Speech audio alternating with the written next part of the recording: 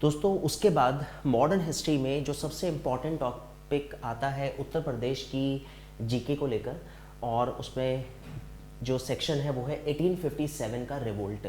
जैसा अभी हमने आपके साथ डिस्कस किया अवध के बारे में, अवध की हिस्ट्री के बाद 1857 का टॉपिक उत्तर प्रदेश के कंपटीशन में बड़ा हिट टॉपिक है।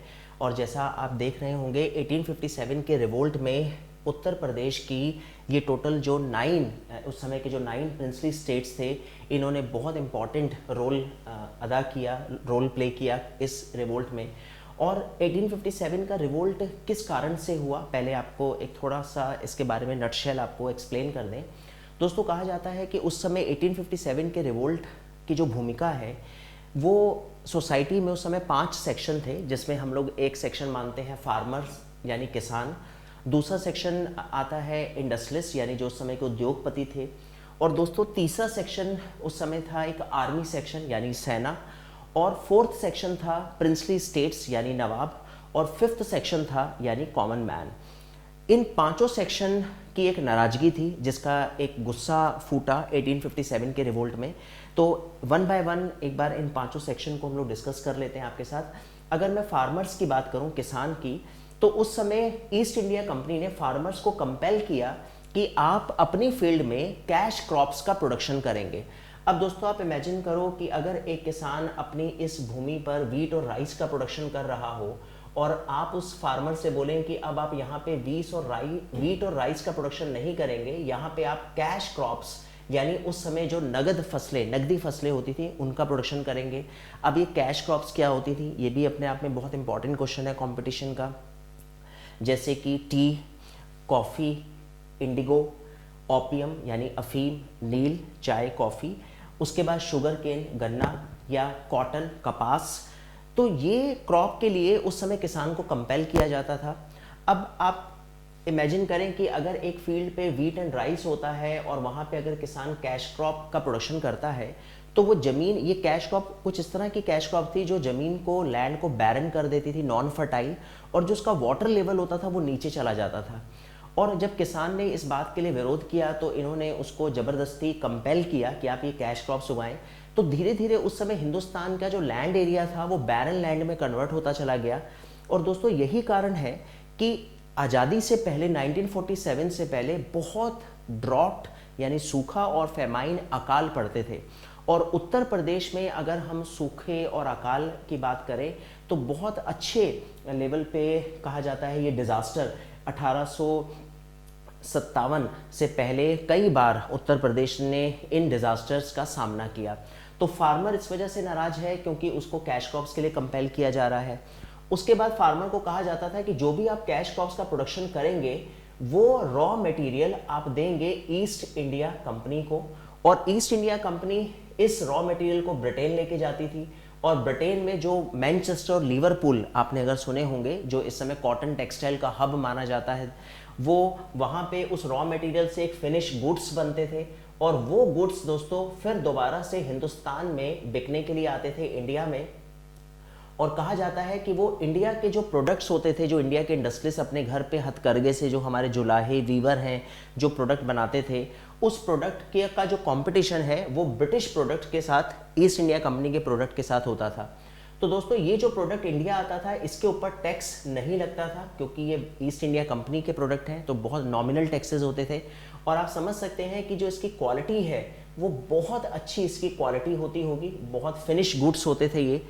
तो हमारी इंडस्ट्री इनके साथ कंपटीशन नहीं कर पाती थी, और धीरे धीरे इन्होंने हमारी इंडस्ट्री को रॉ मटेरियल देना भी बंद कर दिया। तो दोस्तों हमारे हिंदुस्तान का डी इंडस्ट्रियलाइजेशन हुआ, हमारी इंडस्ट्रियां चौपट हो गई। तीसरा सेक्शन है आर्मी, जिससे 1857 का जो एक इमीडिएट कॉज माना जाता है, वो इस वजह से नाराज थे क्योंकि एक तरह से उनको कोई इंक्रीमेंट नहीं था, कोई प्रमोशन नहीं था, और कहा जाता है, जैसा आपने सुना होगा, चर्बी वाले कारतूस इनको दिए गए, और एक जैसे उसमें पॉर्क और बीफ के फैट्स लगे होते थे, गाय और सूअर की चर्बी। तो अगर कोई हिंदू सैनिक है या कोई मुस्लिम सैनिक है, जब वो इन कारतूस का यूज़ करता था और उसका जो पिन है वो जब वो मुंह से उसको खोलता था, तो उसके धर्म को एक तरह से, उसकी जो धार्मिक भावनाएं हैं वो आहत होती थी। तो आर्मी का गुस्सा जो है वो एक गुस्सा ये भी था कि आपने इनको ये कारतूस यूज़ करने के लिए दिए। और दूसरा, इनका कोई प्रमोशन नहीं है, कोई इंक्रीमेंट नहीं है, और दूर दूर इनको भारत से बाहर कई सारे एक्सपीडिशंस में भेजा जाता था। तो आर्मी नाराज है, 3 सेक्शन। फोर्थ सेक्शन नाराज है, जैसा हमने आपके साथ डिस्कस किया था डॉक्ट्राइन ऑफ लैप्स को लेकर, जो हड़प नीति थी उसमें, जैसा हमने आपको बताया उत्तर प्रदेश के तो 9 ये प्रिंसली स्टेट थे जिनकी सत्ता को छीन लिया, हड़प नीति से एनेक्स कर लिया लॉर्ड डलहौजी ने। और दोस्तों उसके बाद जो नेक्स्ट सेक्शन है वो है कॉमन मैन।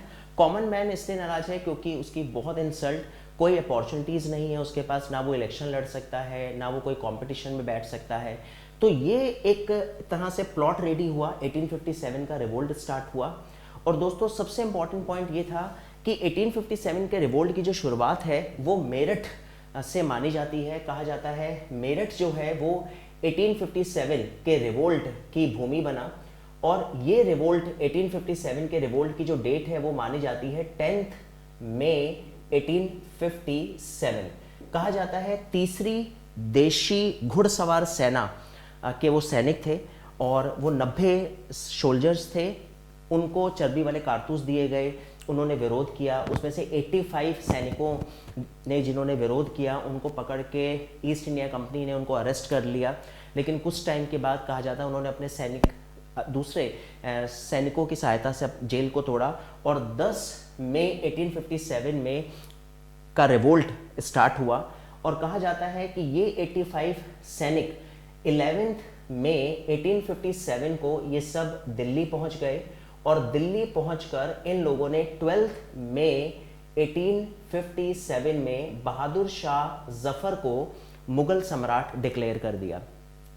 तो कहा जाता है कि एक बहुत इंपॉर्टेंट टर्म इसमें यूज़ होती है जलसा। जलसा एक समिति, एक कमेटी थी उस समय, जिसमें 4 नागरिक, 4 सिटीजन और 6 सैनिकों की एक कमेटी थी, और इस कमेटी ने दिल्ली का प्रशासन हैंडल किया। और कहा जाता है 1857 का रिवोल्ट शुरू हुआ।